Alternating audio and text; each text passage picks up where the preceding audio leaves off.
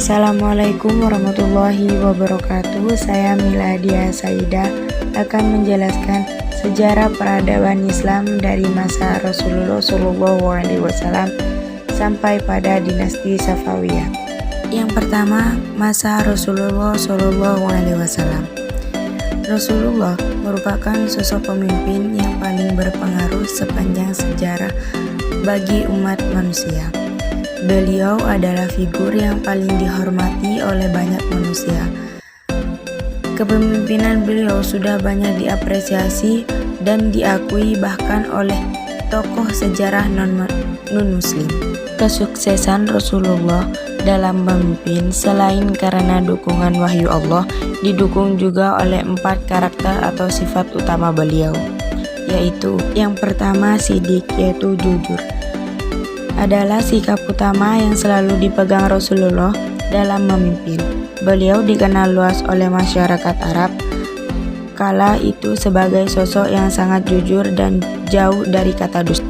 Yang kedua, amanah, dapat dipercaya, yaitu yang artinya mampu menjalankan sekaligus menjaga kepercayaan yang diemban di pundak secara profesional. Sikap amanah ini sudah sangat kuat pada diri Rasulullah semenjak beliau masih belia.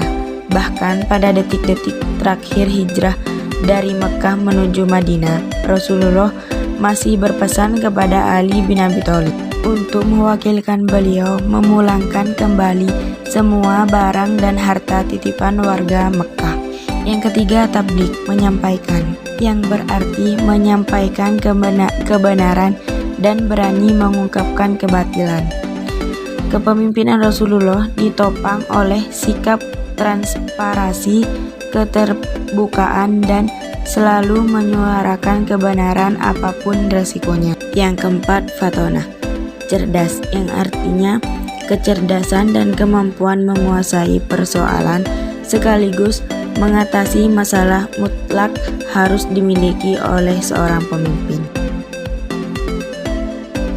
Yang kedua, masa Khulafaur Rasyidin, yaitu ada 4 pemimpin yang terdiri dari sahabat Nabi.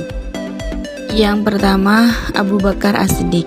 Beliau diangkat sebagai khalifah di balai pertemuan Bani Sa'ad melalui pemilihan musyawarah terbuka, terutama oleh 5 tokoh, yaitu Abu Bakar, Umar bin Khattab, Abu Ubaidah bin Jarrah, Basir bin Jarrah, Aqid bin Hudar, yang mewakili semua golongan umat Islam, yaitu Muhajirin dan Ansor. Yang kedua, Umar bin Khattab. Setelah Abu Bakar menyelesaikan tugas khalifahnya selama 2 tahun, beliau lalu wafat. Sebelum Abu Bakar wafat, beliau sempat berwasiat dengan menunjukkan penggantinya. Sesudah bermusyawarah dengan kaum muslimin, sebetulnya yang ditunjukkan pada saat itu adalah Umar bin Khattab. Maka akhirnya sepenggal Abu Bakar, kekhalifahannya itu diganti oleh Umar bin Khattab. Yang ketiga, Utsman bin Affan. Setelah Umar wafat karena ditikam oleh Abu Lu'lu', maka staf kepemimpinan dilanjutkan oleh Utsman bin Affan, yaitu dengan melalui sistem Dewan Formatur yang terdiri dari 5 dari 6 orang yang ditunjuk oleh Umar sebelum beliau wafat. Mereka adalah Ali bin Abi Thalib, Utsman bin Affan, Ubaidah, dan Abdullah bin Umar bin Khattab. Di saat perundingan dimulai, seorang dari salah satu sahabat ada yang mengundurkan diri, yaitu Abdurrahman bin Auf, dan yang lain enggan untuk mengundurkan diri. Yang keempat, Ali bin Abi Thalib. Setelah Utsman bin Affan menyelesaikan tugas kepemimpinannya, maka tongkat komando kepemimpinan Islam waktu itu dipegang oleh Sayyidina Ali bin Abi Thalib. Yang ketiga, masa Bani Umayyah. Dinasti Umayyah, suatu dinasti yang paling terkenal pada masa dan berkuasa selama 90 tahun. Ia didirikan oleh salah satu penulis wahyu sekaligus sahabat dari Rasulullah. Ia adalah Muawiyah bin Abi Sufyan. Pendiri dinasti Umayyah ialah keturunan Bani Umayyah, seorang yang tegas dan bijaksana. Sebelum menjadi khalifah, beliau pernah menjadi gubernur Damaskus dan Suriah selama kurang lebih 20 tahun. Monarki memiliki arti pemerintahan yang dipimpin oleh seorang penguasa yang mengambil garis keturunan untuk menjadi penerus dari jalur keluarga atau turun-menurun. Yang ketiga, masa dinasti Abbasiyah. Dikatakan khalifah dinasti Abbasiyah karena pencetus utama dinasti ini berasal dari keturunan Al-Abbas, yaitu seorang paman Rasulullah SAW, Abdullah As-Safa bin Muhammad bin Ali bin Ibnu Al-Abbas adalah yang mendirikan dinasti Abbasiyah. Kepemimpinannya hanya berlangsung selama 4 tahun. Para ahli sejarah membagi periode-periode kepemimpinan dinasti Abbasiyah menjadi 5 kategori. Periode pertama yaitu disebut juga dengan masa pengaruh Persia, periode pertama. Periode kedua disebut juga masa pengaruh Turki, periode pertama. Periode ketiga disebut masa pengaruh Persia, periode kedua. Periode keempat disebut masa pengaruh Turki, periode kedua, Bani Saljuk. Yang kelima disebut bebas dari pengaruh dinasti lain. Yang kelima, masa Islam di Spanyol.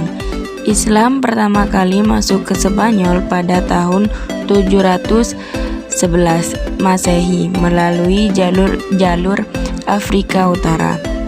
Spanyol sebelum kedatangan Islam dikenal dengan nama Ibria atau Asbania. Kemudian disebut Andalusia ketika negara subur itu dikuasai oleh bangsa Vandal. Dari perkataan Vandal inilah orang Arab menyebutnya Andalusia. Sebelum menaklukkan Spanyol, umat Islam telah menguasai Afrika Utara dan menjadikannya sebagai salah satu provinsi dari dinasti Bani Umayyah. Penguasaan sepenuhnya atas Afrika Utara itu terjadi di zaman Khalifah Abdul Malik pada tahun 685 sampai 705 Masehi. Khalifah Abdul Al-Malik mengatakan Hasan ibnu Nu'man Al-Ghasani menjadi gubernur di daerah itu. Pada masa Khalifah Al-Walid, Hasan ibnu Nu'man sudah digantikan oleh Musa ibnu Nushair. Di zaman Al-Walid itu, Musa ibnu Nushair memperluas wilayah kekuasaannya dengan menduduki Aljazair dan Maroko. Yang keenam, masa Turki Utsmani. Periode pertama yaitu pada tahun 1299 sampai 1402. Periode ini dimulai dari berdirinya kerajaan ekspansi pertama sampai akhirnya hancur semesta oleh serangan timur. Berikut sultan-sultannya. Yang pertama, Utsmani I, yaitu dari tahun 1299 sampai 1326. Yang kedua, Orkhan, mulai dari tahun 1326 sampai 1359.